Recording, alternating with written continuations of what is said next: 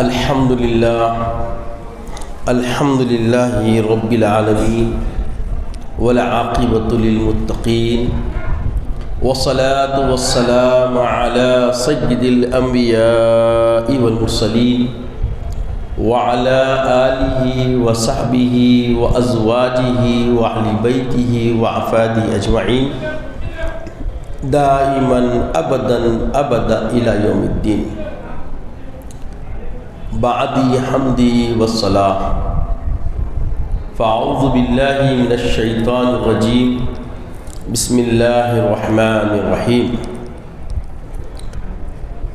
ان اللہ علی کل شیء قدیر، صدق اللہ العظیم وصدق رسولہ النبی الامین الکریم لمن الشاہدین والشاکرین۔ فقد قال اللہ تبارک وتعالی فی شان حبیبی وعظمت النبی صلی اللہ تعالی علیہ وسلم وآمر لجمیع المؤمنین والمؤمنات تعظیما وتکریما۔ ان اللہ وملائکتہ یصلون علی النبی یا ایہا الذین آمنوا صلوا علیہ وسلموا تسلیما۔ اللہم صل علی سیدنا محمد وعلی آلہ صلاة تنجنا بها جمیع الاحوال والآفات وتغفر بها جميع الحاجات وتطهرنا بها جميع السيئات وترفعنا بها عندك على الدرجات وتبلغنا بها أقصى الغايات من جميع الخيرات في الحياة بعد الممات إنك على كل شيء قدير۔ تمام تعریف اللہ رب العزت کے لیے سزاوار ہے، جو ساری خلقت کا پالنہار ہے، جس کے دست قدرت میں کل جہاں کی بادشاہت ہے، جو چاہتا ہے کر گزرتا ہے، اس کے اختیار کو کوئی روک نہیں سکتا۔ وہ اپنی ذات میں یکتا ہے، تنہا ہے، اس کا کوئی ہمسر نہیں۔ وہ قدیم ہے، ابد الآباد سے ہے اور ہمیشہ ہمیشہ رہنے والا ہے، کوئی اس کے مثل و مانند نہیں۔ میں گواہی دیتا ہوں کہ نہیں ہے کوئی معبود برحق لائق عبادت سوائے اللہ جل مجدہ کے، اور میں یہ بھی گواہی دیتا ہوں کہ محمد عربی صلی اللہ تعالی علیہ وآلہ وسلم اللہ کے بندے اور خاص رسول ہیں۔ صلاۃ و سلام نازل ہو ہمارے آقا نامدار حضور تاجدار محمد عربی صلی اللہ علیہ وسلم پر، آپ کی آل پر، آپ کے اصحاب پر۔ بزرگان دین، برادران اسلام، یہ جو لیلۃ الاسریٰ ہے، یہ عبادت کی رات تو نہیں ہے، مسلمہ بات ہے۔ اگر کوئی اس میں عبادت کرتا ہے تو وہ مستحب ہے، اچھا عمل ہے۔ کرنے والا نہیں کرنے والوں پر تنقید نہ کرے، اور نہیں کرنے والا کرنے والے کو بدعتی نہ کہے۔ یہ دونوں بھی اگر معاملے ہوتے ہیں تو یہ مکروہ عمل ہے، چونکہ کرنے والے کا اگر نظریہ شکر کے طور پر ہو تو یہ مستحب عمل ہے، اور جو نہیں کر رہا ہے اس کے بارے میں بدگمانی یا اس کو تقابل سے دیکھنا یہ بھی غلط ہے۔ میں یہ اس لیے عرض کر رہا ہوں، جس زمانے میں ہم سانس لے رہے ہیں، نئی نئی ارتقاء اور نئی نئی باتیں ہمارے سامنے آ رہی ہیں۔ کوئی کچھ کہہ رہا ہے، اور کوئی تو روزہ رہنے کو بھی بہت اہم کام سمجھتے ہیں، اور نئے رہنے والوں کے بارے میں چیب گویا کرتے ہیں۔ تو جو روزہ رہ کر اگر ایسا عمل اختیار کرتا ہے تو اس کا رہنا نہیں رہنا برابر ہے، چونکہ رب کی خوشنودی کے لیے جو عمل ہوتا ہے وہ وفائے رسول اللہ ہوا کرتا ہے، اور جو خود بینی میں عمل ہوتا ہے وہ عمل کا کوئی معیار نہیں ہوتا۔ تو عصر حاضر میں یہ بات مشاہدے میں آتی ہے کہ لوگ تقابلی کام بہت کر رہے ہیں، جو کہ ایمان کی حلاوت سے بالکل دور کا معاملہ ہے۔ حلاوت ایمانی رکھنے والے حسن ظن کا مزاج رکھتے ہیں، ہر غیر کے بارے میں اچھا گمان، یہ شعار ایمان ہے، یہ شعار ایمان ہے کہ آپ دوسروں کے بارے میں اچھا سوچیں۔ عزیزوں اور بزرگوں، یہ جو رات ہے، یہ رات شکرانے کی رات کیوں ہے؟ ایک نئی بات سنیں آپ، بس خالی شب معراج سنتے ہیں۔ اب شب معراج کا ذکر لفظ معراج بول کے کہیں آیا کیا قرآن میں؟ ایسا پوچھنے والے بھی ہو گئے، کیونکہ ذکر اسرا بول کے آیا نا، سبحان الذی اسرا بعبدہ، ہے نا، اسرا کا لفظ آیا، تو یہ معراج کا لفظ کہاں سے آ رہا؟ معراج عروج سے ہے، جس کو بلندی عطا کی گئی۔ تو معراج کا لفظ اس لیے آ رہا ہے، علماء ربانیین بتاتے ہیں کہ جب اسرا میں میرے آقا سید کائنات جا رہے تھے، جہاں جہاں آپ پہنچے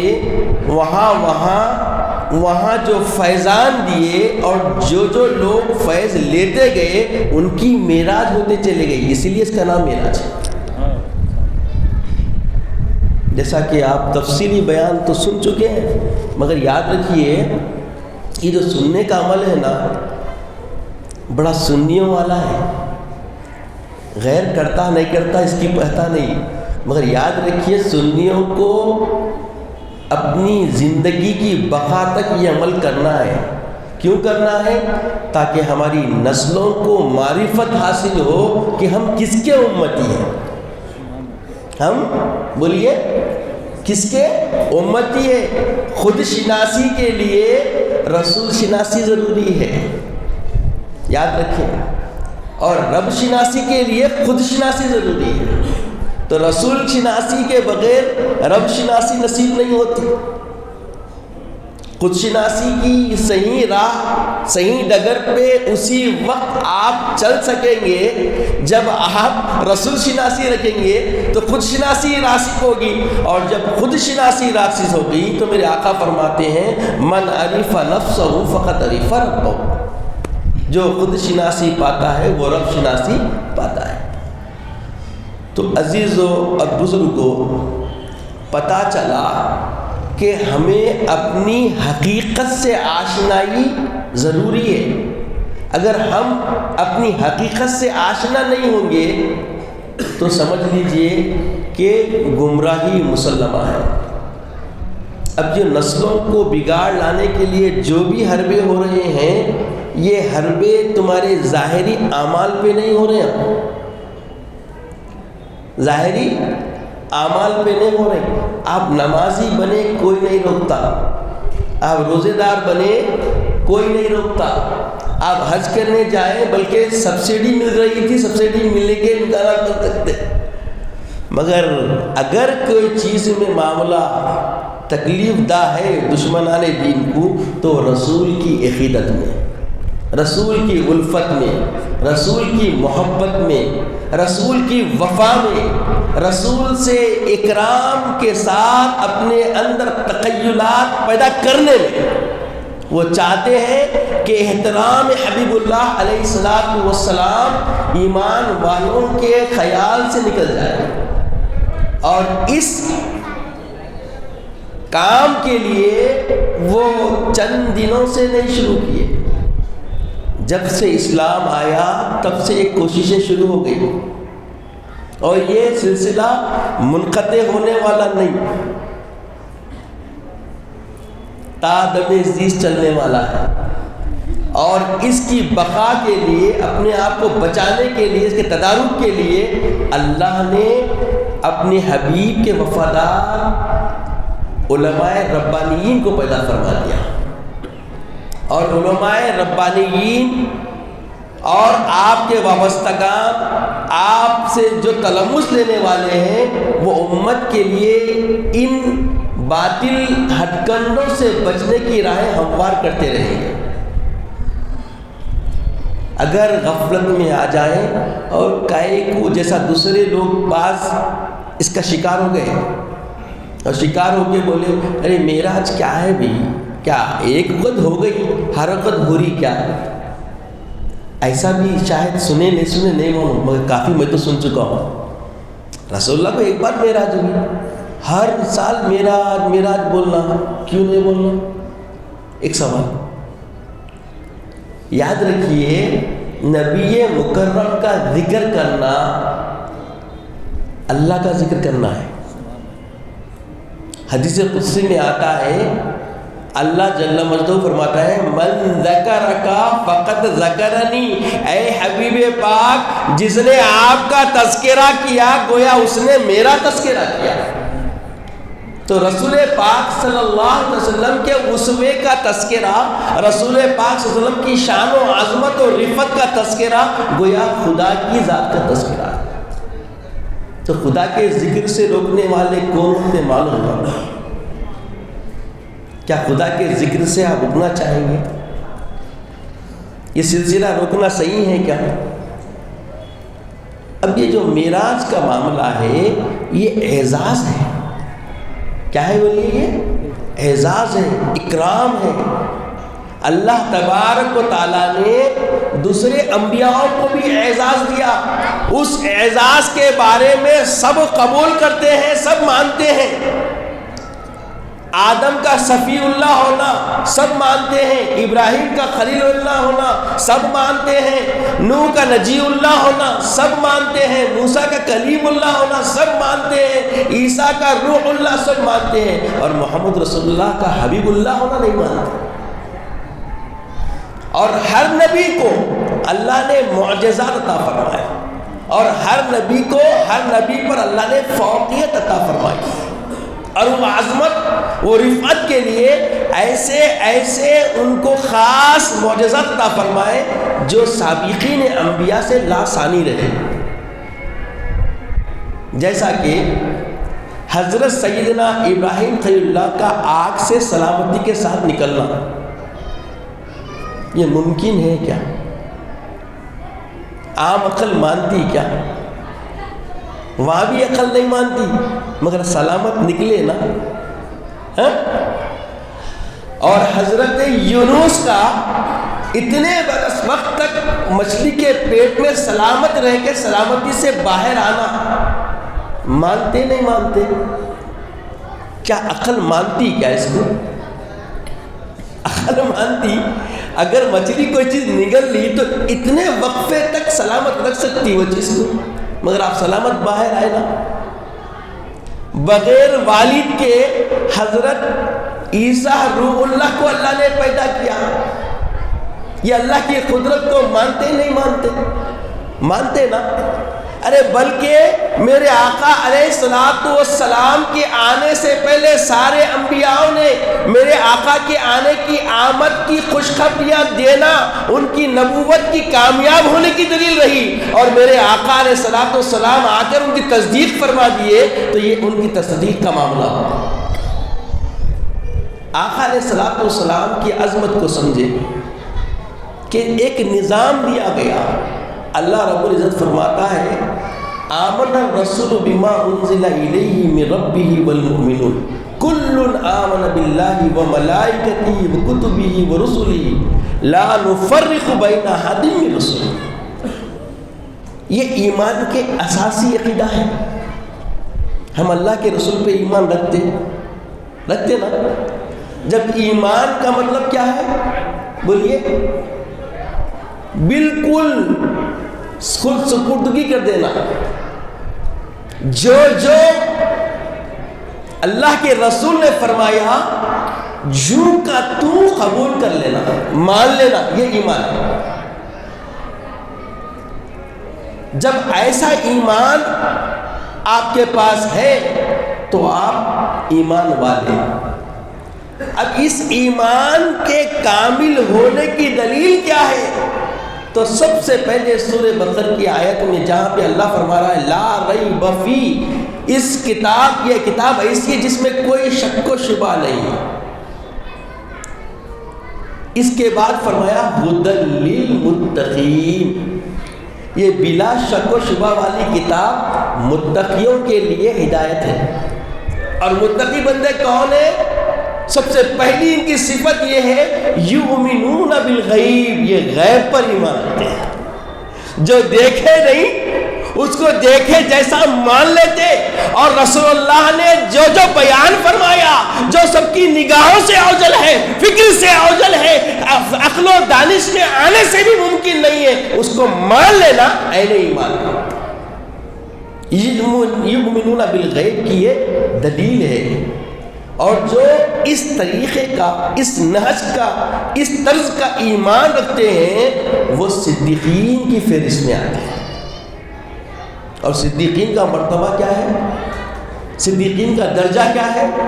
بتایا گیا انعم اللہ علی النبیین والصدیقین والشہداء والصالحین، یہ چار ایسے لوگ ہیں، ایسے چار یہ زمرے ہیں جن پہ اللہ کا خصوصی انعام ہے۔ انبیاء کے بعد دوسرا درجہ صدیقین کا ہے۔ تو جو لوگ یؤمنون بالغیب رکھتے ہیں وہ صدیقین کی فہرست میں آتے ہیں۔ بولیے کس کی فہرست میں آتے ہیں؟ صدیقین کی فہرست میں آتے ہیں۔ اور جو صدیقین کی فہرست میں آتے ہیں وہ متقی ہوتے ہیں، اور جو متقی ہوتا ہے اس کا معیار بتایا گیا انما اکرمکم عند اللہ اتقاکم، اللہ کے پاس اگر کوئی اکرام کے لائق کوئی ہے تو وہ متقی ہے۔ کون بولیے وہ متقی ہے۔ تو تقوی نصیب ہوتا ہے یؤمنون بالغیب کے ذریعے۔ جب تک یؤمنون بالغیب مستحکم نہیں تمہارا ایمان کامل نہیں۔ عزیز اور بزرگوں، یہ جو معراج النبی صلی اللہ علیہ وسلم ہے اس کو ایمان کی کسوٹی کہا گیا۔ کیا کہا گیا بولیے؟ ایمان کی کسوٹی۔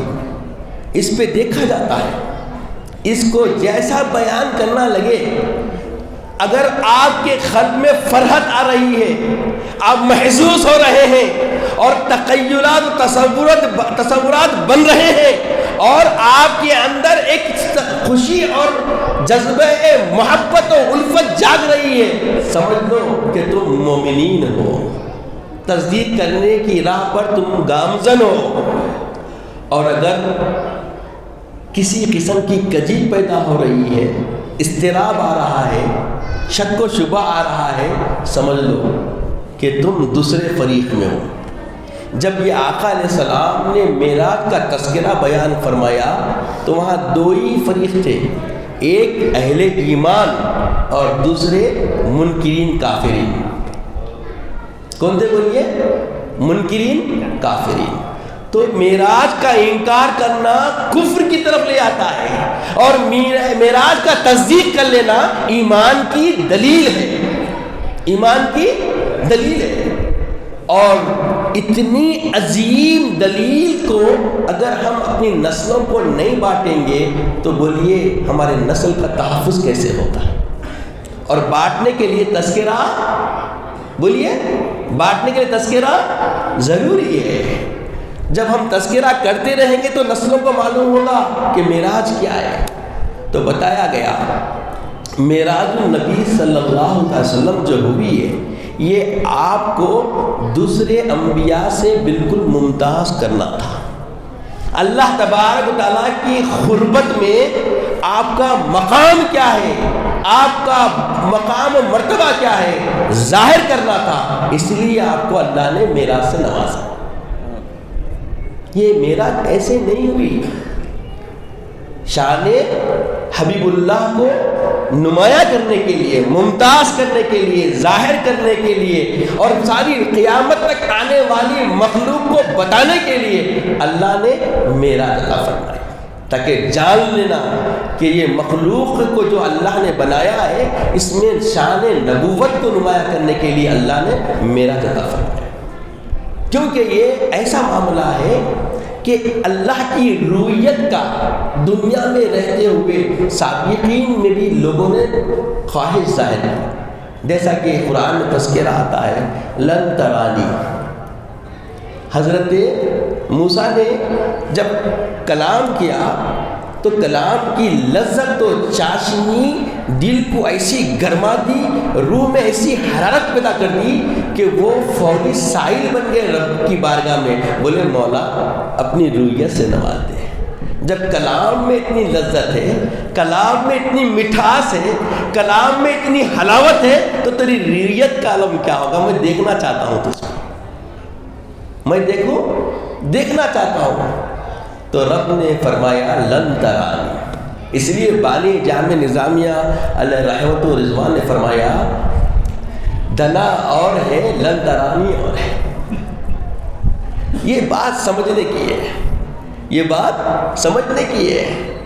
غربت میں آنے کے بعد اور قریب دنا فضل اللہ کے ذریعے اللہ نے بتایا، اور جب سائل بنے تو فرما دیا لن ترانی، اور تقاضا کرے تو ایک جھلک دکھا کے بتا بھی دیا کہ معاملہ کیا سے کیا ہو جاتا ہے۔ ہر سابقین انبیاء نے اللہ کی بارگاہ میں اللہ کی رضا کے طالب بنے۔ بولیے، ہر سابقین انبیاء نے خدا کی بارگاہ میں خدا کی رضا کے طالب بنے، اور قربان جائے میرے آقا کے خدا نے اپنے حبیب کی رضا کا طالب بنا۔ معاملہ سمجھنے کا ہے۔ خدا کی رضا چاہتے ہیں دو عالم، خدا چاہتا ہے رضائے محمد۔ تعجب کی جا ہے کہ نعرے جہنم لگائے خدا اور بجائے محمد۔ عزیز اور بزرگوں، یہ بات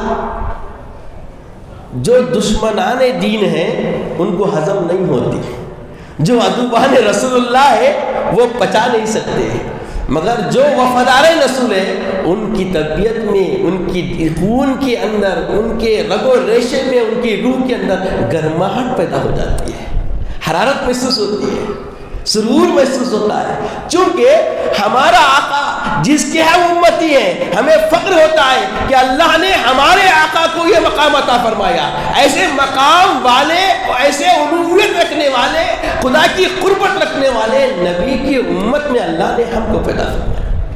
یہ نصیب پہ شکر پیدا ہوتا، یہ نصیب پہ بولیے شکر پیدا ہوتا، اور اسی شکر کی بجا آوری کے لیے ایسی محفلیں سجائی جاتی ہیں تاکہ شکر کا اظہار ہو سکے، کیونکہ اللہ تعالیٰ نے فرمایا اپنے حبیب پاک سے فَأَمَّا بِنِعْمَتِ رَبِّكَ فَحَدِّثْ۔ اے حبیب آپ اپنی نعمتوں کی تحدیث نعمت کا تذکرہ کریں۔ تو تحدیث نعمت کے لیے ہم جمع ہوتے ہیں۔ اب بولتے ارے بھائی فلاں مقام پہ نہیں ہوتا، فلاں مقام پہ نہیں ہوتا، یہ انڈیا پاکستان میں ہوتا، انہیں نہیں معلوم انڈیا میں جو ہوتا رسول کی رضا سے ہوتا۔ رسول اللہ نے اسی لیے بتا دیا تھا کہ مجھ کو ہند سے خوشبو آ رہی ہے، وہ خوشبو یہی تھی، عاشقین کی محبت کی خوشبو تھی۔ جو عاشقین جو ہندوستان میں اور یہ پاکستان میں پیدا ہوئے ہیں، ایسے عاشقین عرب میں نظر نہیں آتے۔ یہ عاشقین کی سرزمین ہے، عاشقان رسول کی بولیے سرزمین ہے۔ یہ بات سمجھیں، غور کریں آپ۔ جو تحفظ دین ہمیں ہمارے وطن میں ملتا ہے، آپ دوسری جگہ جا کے ایسا حرارت والا ایمان نہیں دیکھ سکتے۔ اب دیکھیے حالات بدل گئے، آتے کی خلاف سنت زندگی جیتے تھے لوگ۔ ارے کیا بھائی سنت کی خلاف ورزی کیوں کر رہے؟ وہاں پہ نہیں ہو رہا، یہاں پہ ہو رہا، کیا بتا کرے تم، وہاں چل کے دیکھو۔ اچھا اب کایا پلٹ گئی، یہاں سے ساری سینمائیں بند ہو رہی، وہاں پہ کھل رہی۔ ایسا ہو رہا نہیں ہو رہا؟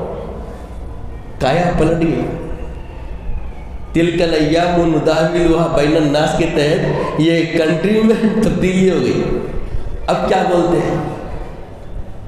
اب کیا بولتے ہیں؟ اب کیسے بولتے ہیں؟ اب بولنے کے لیے شرم و حیا کا امتحان شروع ہو جاتا.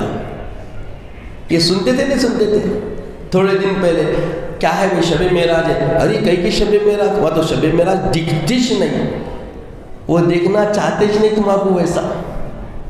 وہ کسی کی آئیڈیالوجی پہ چلتے ہیں اپنی زندگی لے کر. ان کی آئیڈیالوجی کیا ہے اب کھل رہی, سب ساری دنیا دیکھ رہی. حرمین کی وجہ سے احترام ہے, ورنہ ان کے وجود پہ افسوس کے علاوہ کچھ نہیں, کیونکہ ان کی زندگی کی تاریخ لوگ نہیں جانتے. تو عزیزوں اور بزرگوں, شب معراج کوئی مانے نہ مانے مگر ایمان والے مانتے ہیں. یہ روز اول سے ثابت ہو گیا. کیسے؟ دیکھیے, جب آقا علیہ السلام معراج سے تشریف لائے تو یہ معراج کے کتنے مرحلے ہیں بولیے؟ 3 مرحلے. کتنے مرحلے معراج کے؟ 3 مرحلے. پہلا مرحلہ ہے عبدیت کا, بندگی کا, بندوں کی معراج کا. تو عبدیت کی معراج کس لیے کہا جاتا ہے؟ مسجد حرام سے مسجد اقصی تک. اب کوئی بھی انسان یہ سفر کر سکتا نہیں کر سکتا؟ بھائی سن رہے نا تو آنسر دیجئے, کر سکتا نہیں کر سکتا؟ ہاں, کوئی بھی انسان کے بس میں ہے نا. مسجد حرام سے مسجد اقصی تک جانا انسان کے بس میں ہے. یہ عبدیت کی معراج ہے. اب وہاں سے آسمان پہ جا سکتے, تھوڑی عقل دیا اللہ, اور اس عقل کا استعمال کر کے ایک علم وجود میں آیا, سائنس. اور سائنس کے ذریعے ٹیکنالوجی کے ذریعے فلکیات تک جانے لگے. معلومات معرفت بڑی نا, چاند میں جا رہی ہے نا, مریخ میں جا رہی, اڑ رہی. کتنی عقل ہے تمہاری؟ اللہ کی عطا کردہ نعمت ہے. یہ عقل کیا ہے؟ اللہ کی عطا کردہ نعمت ہے. تو اس نعمت کا ثمر اتنا ملا کہ آج تحقیقات سے کئی چیزیں ایسے عروج میں آ کے ہمارے سامنے آ رہی ہے, ہمارے علم میں آ رہی ہے, جس کا علم عام انسان کو نہیں تھا. کئی چیزیں گلوبل, یہ ہم جو سمجھ رہے ہیں جو دکھری دنیا اتنی چیز نہیں ہے, دنیا بہت بڑی ہے جس کو کائنات کہتے ہیں. کائنات سنے ہیں مگر سمجھ اور علم سے ماورا تھی, اب معرفت میں آ رہی ہے. ایسے کئی سیارے دنیا میں ہیں. تو یہ جو معاملہ ہے انسان کا جہاں تک پہنچ جا رہی ہے وہاں تک یہ عبدیت کی معراج کہلاتی ہے. اور وہاں سے جو بس میں نہیں ہے وہاں سے جو عروج ہوتا وہ ملکویت کی ابتدا ہے, اور انتہا ابھی آپ سنیں سدرۃ المنتہا ہے. کیوں؟ فرشتے اس کے آگے نہیں جا سکتے. انسان اقصی سے آگے مطلب آسمان اول وغیرہ نہیں جا سکتا. یہ عبدیت کی معراج ہے, کیونکہ آقا علیہ السلام اس کے آگے گئے تو یہاں تک بتا دیے کہ سارے بندگان خدا سے بڑی بندگی میری ہے. اللہ نے بتا دیا کہ محمد رسول اللہ سارے بندوں سے ممتاز, لا ثانی, آپ کی طرح کوئی عبد نہیں ہے. سارے عبد کے پیشوا امام محمد رسول اللہ. کون بولیے؟ محمد کیا ہے؟ اب پیشوا اور امام ہے. اولین میں آپ کا مرتبہ سب سے اعلیٰ. اس کے بعد پھر ملکویت کا معاملہ شروع ہوا. سدرۃ المنتہا میں سید الملائکہ جبرائیل ان کی انتہا. انہوں آگے نہیں بڑھ سکے. یہ نہیں بڑھ سکے. اب نقطے نکال کے ہم بہت کچھ بول سکتے ہیں مگر نہیں بڑھ سکے. تو یہ بتانا مقصود تھا یہ ملکویت کی انتہا. تو میرے آقا محمد رسول اللہ نورانیت میں نور علی نور, ایسے نور ہے, ایسے منور ہے کہ فرشتے جو ملائکہ نورانی ہے ان سے بھی ماورا ہے اور ان کی انتہا ہے. یہ ملکوت کی معراج ہے، وہاں سے مظہریت کی معراج۔ اب بہت سارے لوگ ایمان پہ حملہ کرتے ہیں، کیسے؟ ایک حدیث پاک ہے، بانی جامع نظامیہ نے بھی بیان کیا اور بہت ساری احادیث کتاب میں آتا ہے، اول ما خلق اللہ نوری وکل شیء من نوری، اللہ نے اپنے دست قدرت سے میرے نور کو پیدا فرمایا اور ہر چیز کو میرے نور سے بنایا۔ تو اللہ کے نور سے، انا من نور اللہ کا لفظ آیا تو بولے اللہ کے نور سے، تو نعوذ باللہ اللہ کی جب نور سے کوئی چیز نکلیں گی تو کمی پیشی کا معاملہ آ جائے گا۔ سمجھ دیکھیے کیسے حملے ہوتے ایمان پہ، جتنی تحقیق بڑھے گی، جتنا علم بڑھے گا، ویسے علم کے ساتھ حملے بھی ویسے ہوتے ہیں۔ تو دشمنان دین نے ایک حل و شوشہ چھوڑے، تو بولے اللہ کے رسول اللہ کے نور سے بنے، تو گویا اللہ میں کمی آئی، نور میں اللہ کی۔ بات سمجھ رہی بھائی؟ اب کوئی چیز، اب یہ روشنی جو آ رہی کس سے آ رہی؟ کرنٹ سے آ رہی، تو کرنٹ کا ربط ہے تو کرنٹ بٹ رہا نا، جب اللہ کے نور سے تو اللہ کا نور کم پیشی ہو رہا، ایسا تذکرہ وہ کرتے ہیں اور اس کے ذریعے اہل ایمان کے ایمانی عقیدے پہ حملہ کرتے ہیں۔ تو اس کے جواب بھی معراج میں بتایا گیا، کیسے؟ جب اللہ کے رسول صلی اللہ تعالی علیہ وسلم ابدیت کی معراج میں مکمل کر دیے، ملکوت کی معراج میں مکمل کر دیے، اس کے بعد لا مقام پہنچ کر مظہریت کی معراج فرما رہے تھے، تو وہاں پر ایک صدا آئی، جب قربت خداوندی کے بالکل پھریرے میں چلے گئے، لا مکان کے قریب تر پہنچ گئے، تو اندر سے ایک صدا آئی، خف یا محمد ربک یصلی، اے محمد رسول اللہ آپ رکیے، آپ اس توقف فرمائیے، آپ کے استقبال کے لیے رحمت خدا خود آگے بڑھتی ہے۔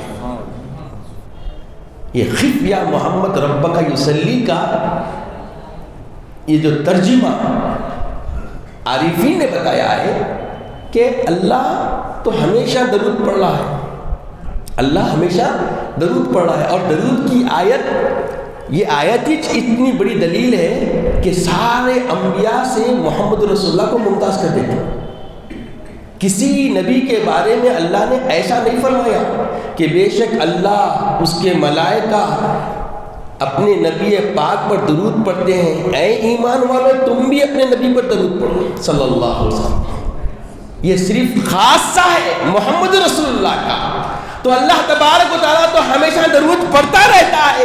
پھر یہ خصوصیت سے قربت میں بلانے کے بعد، اپنی رویت کے وقت سے پہلے قریب آنے کے بعد جو کہا گیا، تو اس کا مطلب یہ بتایا گیا کہ اللہ تبارک و تعالیٰ کا نور سمندر کی طرح ہے اور حبیب پاک ایک خطرے کے مانند ہے، اور یہ جب یہ خطرہ سمندر میں چلا گیا تو سمندر میں اس کو سمیٹ کے اپنی باہوں میں لے گیا۔ یہ معرفت کے پھریرے ہیں، یہ اللہ تبارک و تعالیٰ کی قدرت کا اظہار ہے۔ اور جو میں نے آیت کریمہ پڑھی ہے، اللہ فرماتا ہے ان اللہ علی کل شیء قدیر، بے شک اللہ ہر چیز پہ قادر ہے۔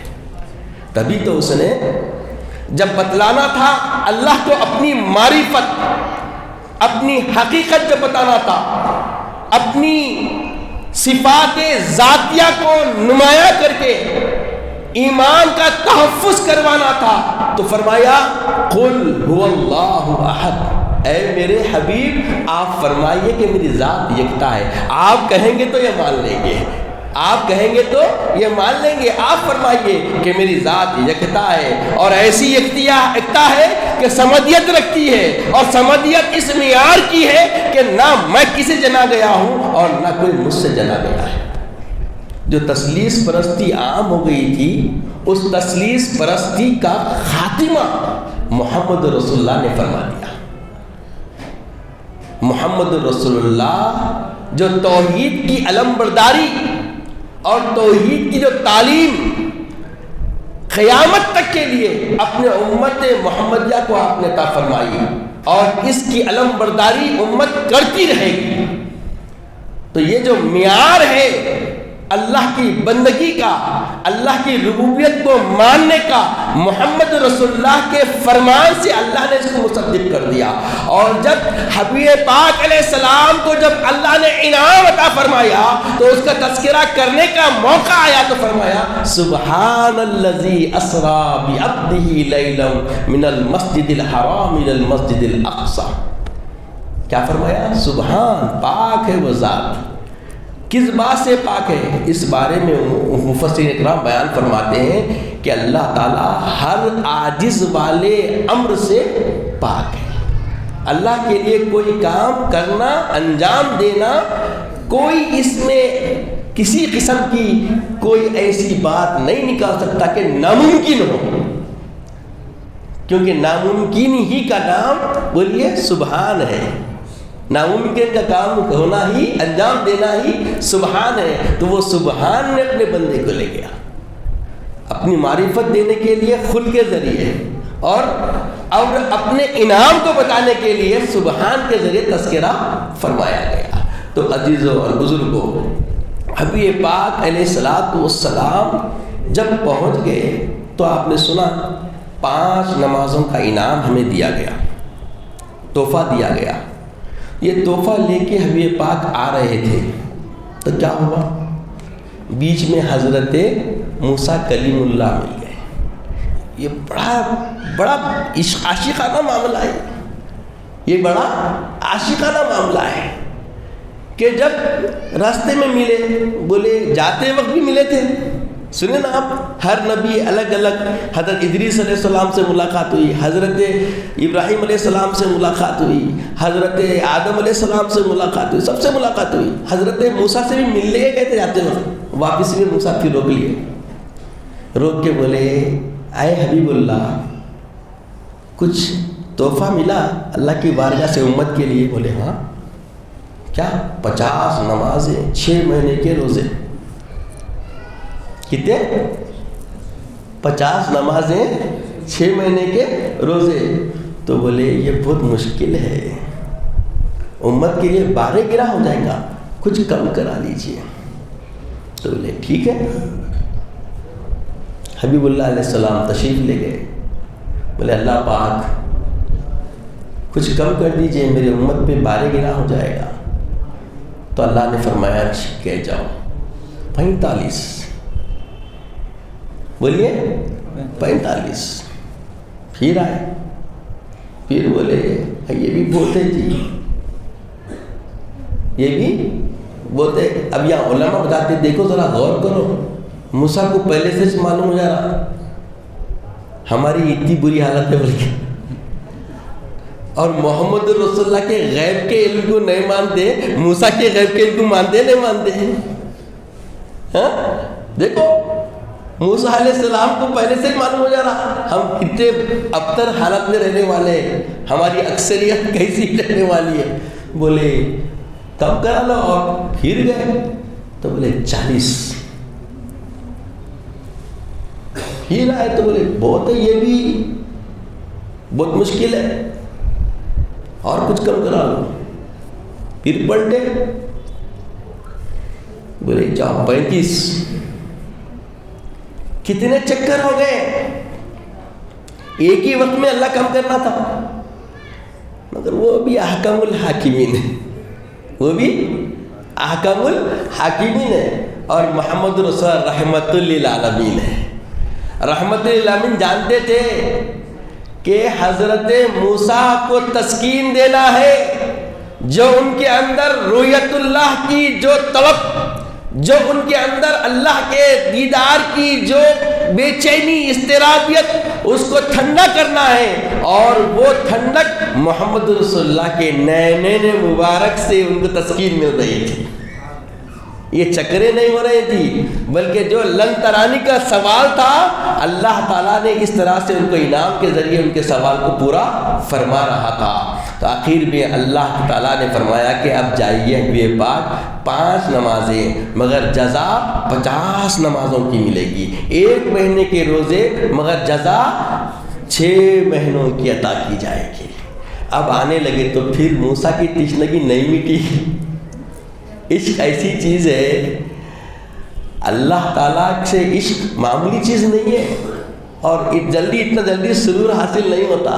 بولے نہیں یہ بھی بولتے، تو بولے نہیں موسیٰ، مجھے حیا آتی ہے، مجھے حیا آتی ہے، اب میں اس میں اور ڈسکاؤنٹ نہیں کراؤں گا، اتنا تو کرنا ہی پڑے گا، جو میرے عاشق رہیں گے وہ اس کو کریں گے۔ پھر اللہ نے فرمایا کہ یہ میری نماز کیا رہیں گی؟ آپ کی امت کی معراج رہیں گی۔ نماز کیا رہیں گی؟ امت کی معراج رہیں گی۔ اب بولیے اگر یہ تذکرہ نہ ہو تو نماز کے معراج ہونے کا علم کیسا ہوگا ہماری نسلوں کو؟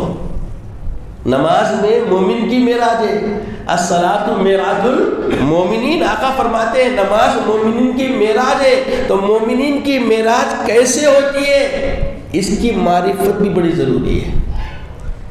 ہم خال سے شریعت کے دائرے میں رہ کے تخیل پیدا کر سکتے ہیں، مگر اس کی حقیقی معرفت کے لیے خانقاہ سے رجوع ہونا پڑتا ہے۔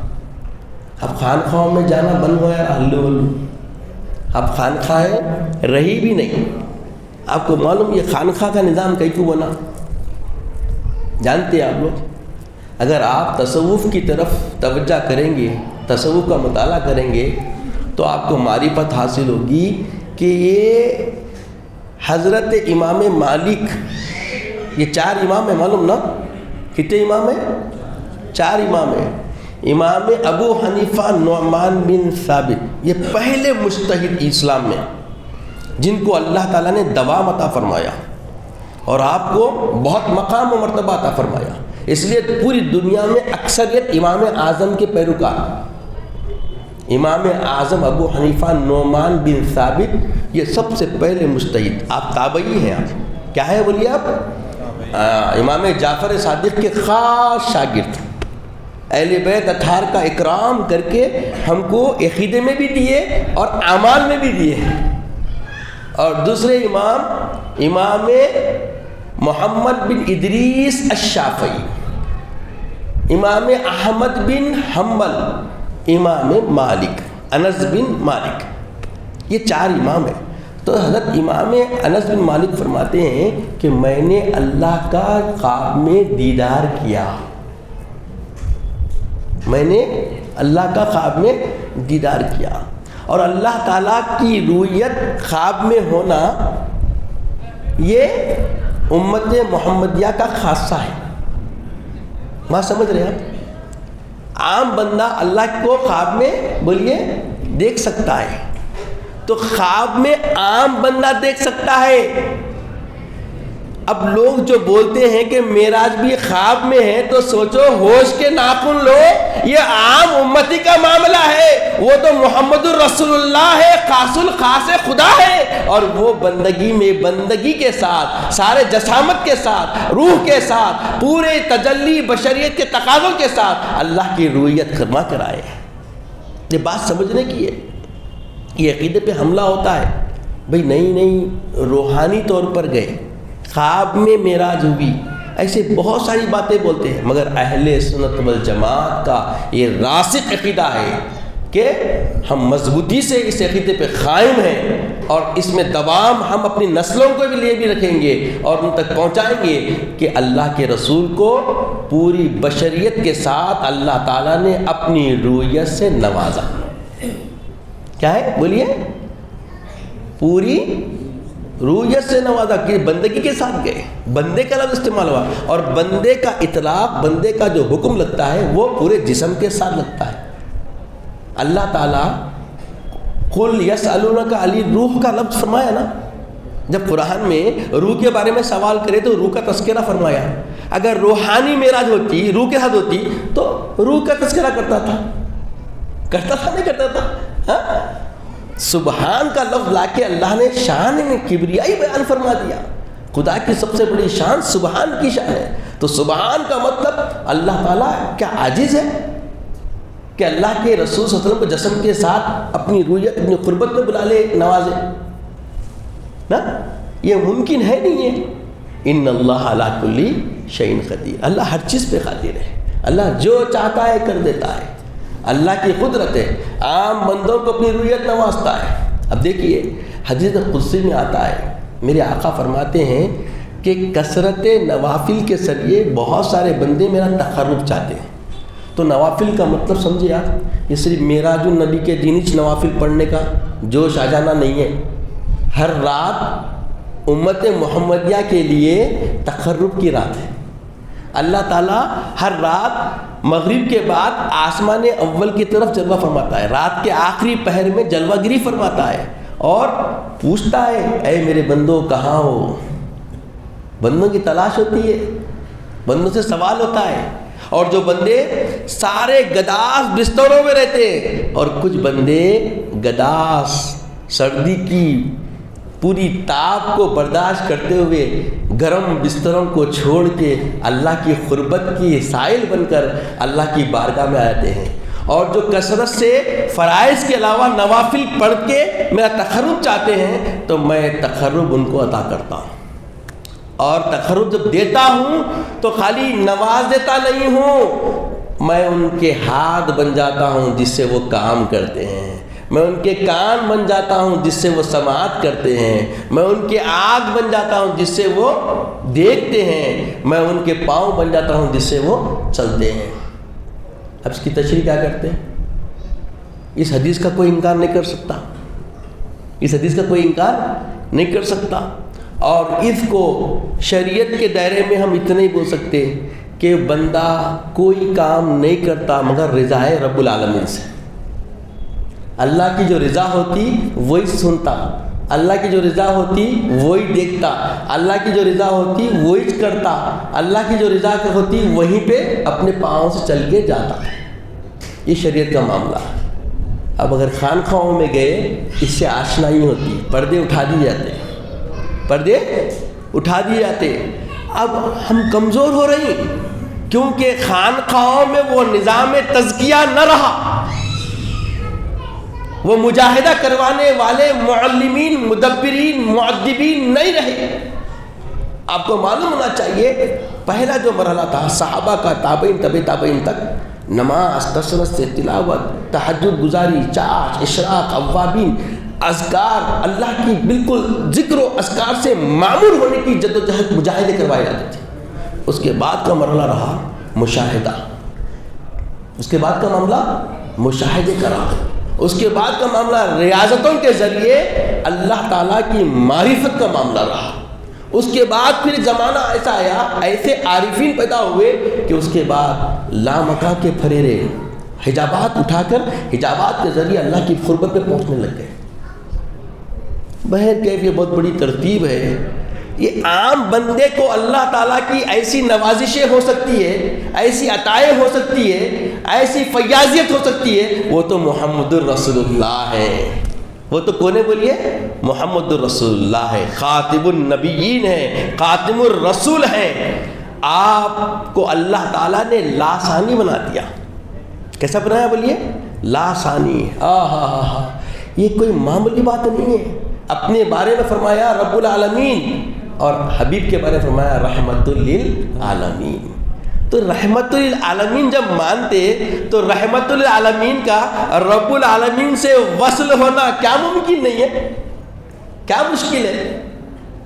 حضرت ادریس علیہ السلام کا پہلے سے جنت میں پہنچنے کو تم ایمان رکھتے، قرآن میں تذکرہ آیا اس کو مان لیتے. حضرت ادریس سے بھی بڑا مقام محمد رسول اللہ کا ہے، اور یہ بھی مانتے ہیں آپ جب بڑا مقام ہے تو آپ کو اللہ تعالیٰ ممتاز نہیں کریں گا، اور وہ امتیاز معراج النبی سے بولیے متحقق ہوتا ہے. معراج النبی سے وہ مقام کیا ہوتا ہے؟ متحقق ہوتا ہے، ظاہر ہوتا ہے اور سمجھ میں آتا ہے. یاد رکھیے اللہ تبارک و تعالیٰ کے حبیب پاک صلی اللہ علیہ وسلم نے فرمایا یہ جو نظام ہے نا، نکاح کا جو نظام ہے، کس لیے بولیے؟ عام لوگ کیا سمجھتے نہیں معلوم، عام لوگوں کی سوچ کیا ہے معلوم. محمد رسول اللہ نے فرمایا تزوج الولود الولود، تم کثرت سے بچے جننے والی کا انتخاب کر کے نکاح کیا کرو. کیوں؟ کہ میں اپنی کثرت امت پر فخر کرنے والا ہوں. تو کثرت امت کے فخر کے لیے امت کو بڑھانے کا امر اور ذریعہ نکاح کو قرار دیا گیا۔ نکاح خالی ہوس اور شہوت کا معاملہ نہیں ہے، بلکہ یہ ایک کانسیپٹ ہے جو اللہ کے رسول نے ہمارے ذمے عطا فرمایا، اور اس کے ذریعے بتایا گیا کہ قیامت میں 80 صفوں میں کل امت محمدیہ ہوگی، اور باقی کے 20 صفوں میں سارے انبیاءوں کی امت ہوگی۔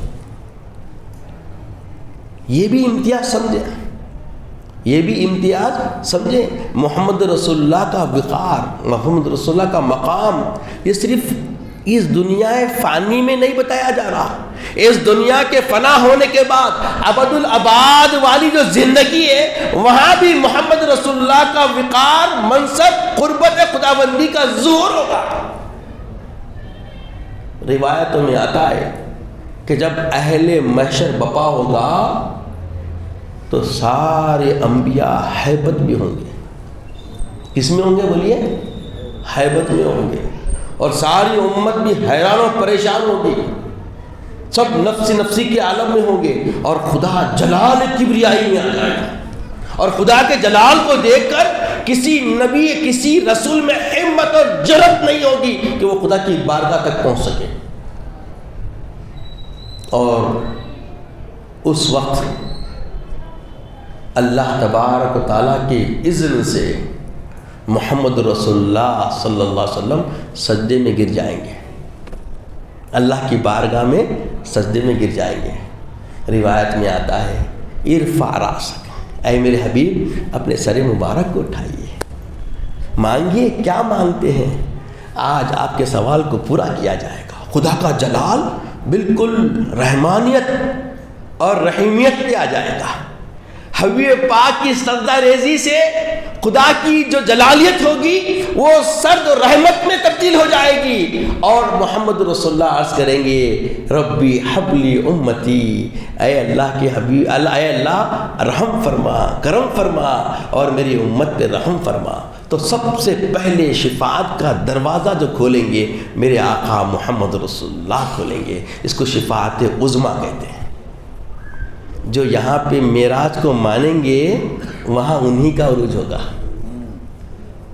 جو یہاں معراج کو مانیں گے وہاں انہی کے لیے یہ شفاعت عظمیٰ کے ذریعے فیض ملے گا، اور اس کے بعد تمام انبیاء کی شفاعتیں، پھر اس کے بعد تمام مومنین کی شفاعتیں، نمازیوں کی شفاعتیں، علماء کی شفاعتیں، حفاظ کی شفاعتیں، سب کی لائن لگ جائے گی، مگر اسٹارٹ محمد رسول اللہ سے ہوگا۔ محمد رسول اللہ اس کو کیا کریں گے؟ شروع کروائیں گے۔ اللہ کے اذن سے محمد رسول اللہ کو یہ اختیار حاصل ہوگا، محمد رسول اللہ کو یہ مقام عطا کیا ہے، وہاں بھی ان کا مقام دکھایا جانا ہے۔ اس لیے حضرت حسرت رحمۃ اللہ تعالیٰ نے فرمایا اے حسرت شیدا فکر نہ کر، ساتھ ہے ہمارے پیغمبر، جب انت مع من احببتا فرما دیا کملی والے نے۔ اگر انت مع من احببتا کو سمجھ گئے، جو محبت رسول اپنے سینوں میں اپنی نسلوں میں رکھیں گے اور محبت رسول پہ قائم رہتے ہوئے ادنا بھی عمل کریں گے، وہ ادنا عمل بھی اعلیٰ ہو جائے گا۔ محبت رسول کے بغیر، محبت رسول کے بغیر کوئی مراتب عمل میں آگے نہیں بڑھ سکتا۔ اعمال کتنے بھی ہو، پہاڑ کی طرح بھی اگر اعمال ہوں گے، وہ اعمال مقبول بارگاہ رب العالمین اسی وقت ہوں گے جب حب نبوی حشر میں کام آئی جلیل، نہ زہد آیا نہ تقوی آیا۔ محبت رسول تصدیق کرنے پہ آمدہ کرتی ہے۔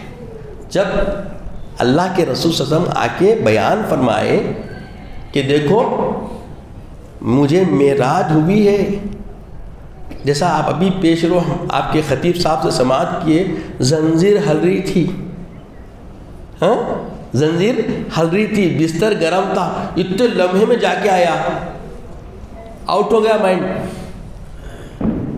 اس کے اندر اتنی ہمت ہے، خالق کے کرشمے کو سمجھ سکے یہ تخلیق کس کا کیا ہوا ہے؟ اس خالق کا کرشمہ ہے یہ، اس خالق کی قدرت ہے یہ، اور اس خالق کی قدرت سما جائے، عقل میں اتنا شعور آ جائے، یہ ممکن ہے کیا؟ مگر اللہ نے عقل میں عقل مندوں کو ہی جسارت دے رکھی ہے۔ جب آقا علیہ السلام نے بیان فرمایا، ابو جہل اور اس کے رفقا جو تھے، اس کے چاہنے والے جو تھے، ان لوگوں نے دیکھا کہ اب موقع مل گیا، اب موقع مل گیا، چلو چل کے ان جس کی محبت اور جس کی وجہ سے یہ مستحکم ہوئے ہیں، آج ان کا استحکام توڑ دیں گے۔ کس کو سمجھ رہے تھے وہ؟ ابو قحافہ ابھی جس کا نام تھا، ابو بکر رضی اللہ تعالیٰ عنہ کے پاس جائیں گے، چلو یہ اگر پھر گئے، یہ اگر ان سے منحرف ہو گئے تو معاملہ ختم ہو جائے گا۔ پہنچ کے بولے، دیکھو تمہارا حبیب، تمہارا رفیق جو سورہ نجم کی ابتدائی آیتیں ہیں، بولے کہ مجنون ہو گئے، مجنون ہو گئے، دیوانے باتیں کر رہے ہیں کہ رات کے تھوڑے سے وقفے میں مسجد حرام سے مسجد اقصیٰ سے لامکاں پورا جا کے آ گئے، ایسا ممکن ہے؟ تو حضرت ابو قحافہ نے کہا، یہ حبیب پاک محمد رسول اللہ نے فرمایا؟ بولے ہاں، حبیب پاک محمد رسول اللہ نے فرمایا۔ اگر انہوں نے ایسا فرمایا ہے تو میں یہیں پہ تصدیق کرتا ہوں کہ یہ حق ہے، بالکل سچ ہے۔ اسی لیے جیسے یہ تصدیق حضرت ابو بکر نے کی اور اس تصدیق کا علم محمد رسول اللہ کو ہوا، تو محمد صلی اللہ علیہ وسلم نے فرمایا کہ ابو بکر صدیق ہے، ابو بکر صدیق ہے۔ یؤمنون بالغیب، یہی ہے کہ دیکھے بغیر، جانے بغیر محمد رسول اللہ پہ یقین رکھنا، یہی ایمان ہے۔ محمد رسول اللہ پر بولیے یقین رکھنا، یہی ایمان ہے۔ آج جو عقل کے گھوڑے دوڑائے جا رہے ہیں، یہ سب فتنوں کے زمانے کی باتیں ہیں، اور ہم فتنوں کے بالکل بازار میں ہم اتر چکے ہیں۔ عزیزو، ایمان کی خیر بنائیے، ایمان کی خود کی بھی حفاظت کیجئے، اپنے نسلوں کی بھی حفاظت کیجئے۔ اگر ہم حفاظت کرنا چاہتے ہیں تو ایسے تذکرے اسوہ محمد رسول اللہ کرتے رہنا پڑے گا، اور جب ہم یہ کرتے رہیں گے تو ہمارے لیے بقا ہے، ہماری نسلوں کے لیے تحفظ ہے۔ بولیے، ہمارے لیے ہماری بقا ہے، اور محمد رسول اللہ کے ہماری نسلوں کے لیے تحفظ ہے۔ آج آپ کا ہمارا مشاہدہ ہے کہ جو رسوائی ہو رہی ہے، یہ سب استحصال سنت نبوی کا نتیجہ ہے۔ ہماری زندگیوں میں سنتوں کا اہتمام کہاں ہے؟ بولیے، ہماری زندگیوں میں وہ وفادار محمدی کے پہلو کہاں ہیں جو ہم صحابہ کے اسوے میں دیکھتے ہیں، تابعین کے اسوے میں دیکھتے ہیں، تبع تابعین کے اسوے میں دیکھتے ہیں؟ لقمے حلال کے کہاں ہیں؟ کہاں ہم انتخاب کر کے خورد و نوش کا معاملہ کر رہے ہیں؟ بس ہمارا کام کیا ہے؟ صبح ہو گئی، شام ہو گئی، زندگی یوں ہی تمام ہو گئی۔ اس طریقے سے ہم روش سے جئیں گے تو جو حالات ہمارے بن رہے ہیں اس سے اور بدتر ہوں گے، اور جب بیداری ہوگی، اور جب بیداری سے ہم جاگیں گے اور رجوع ہوں گے تو دیکھیے پھر کامیابی شروع ہوگی، پھر کامیابی شروع ہوگی۔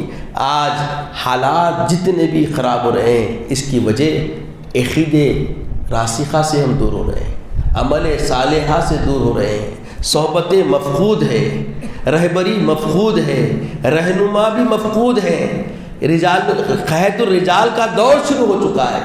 جو جا رہے ہیں ان سے بدتر آ رہے ہیں، ان سے اعلیٰ کوئی نہیں آ رہا، اور اب اللہ سے دعا کا دروازہ کھلا ہے، توبہ کا دروازہ کھلا ہے۔